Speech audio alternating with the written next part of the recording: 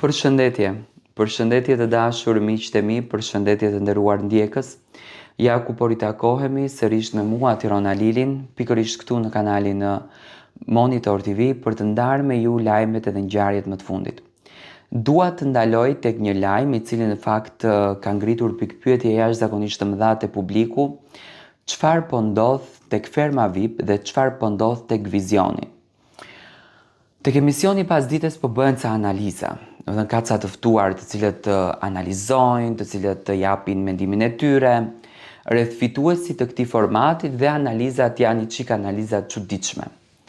Tani unë e kuptoj që të lexuarit tepër të jep një diapazon të gjerë që ti të përdorësh fjalë madhore dhe të analizosh një personazh në perceptimin tënd, por nuk mund të thuash ti që Mimoza nuk e fiton Fermën sepse kështu shkon radhitja e këtij formati. Jo.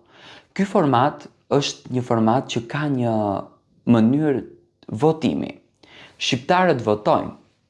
Dhe nëse flasim ne për një format të këtill, duhet të ketë transparencë. Do me thënë, nëse është publiku ai që vendos për fituesin, nuk mundet publiku shqiptar me këtë fanbase të gjerë që ka Moza, me këto fansa që ka krijuar Moza, me këtë Instagram që vetëm për një muaj ka marrë 100.000 followers, të fiton Sara, të fiton Iliri, të fiton Soni. Nuk bëhet, sepse Moza ka bërë të gjithë shqiptarët bashkë.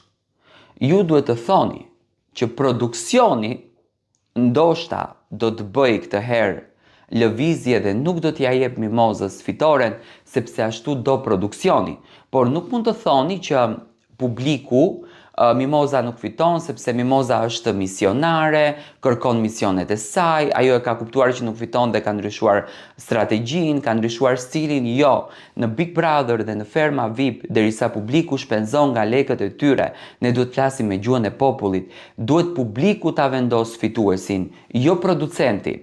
Dhe unë jam shumë i bindur, pa marrë parasysh analizave të juaja që ju bëni nëpër media, që ndoshta janë dhe analiza me vend për mënyrën se si shkon psikologjia e një lojtarit, unë mendoj që në fund të ditës është publiku ai që vendos dhe edhe produksioni do ta ketë një presion të jashtëzakonshëm, në qoftë se nuk e nxjerrin Mimozën fituese sepse do të bëjmë padrejtësi.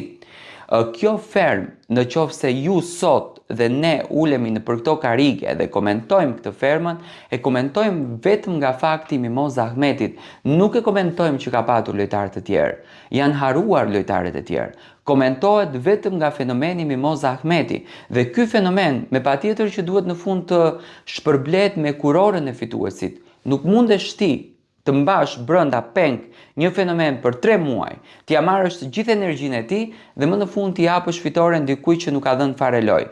Unë jam shumë i bindur që pa marrë parasysh analizave që bëhen, fituese e kësaj fermës do të jetë Mimoza. Edhe Arbana, edhe Eduardi nuk do të bëjnë gabimin që të humbin besimin e publikut tek ato për t'i dhënë fitoren dikujt tjetër. Kjo është krejtësisht analiza ime.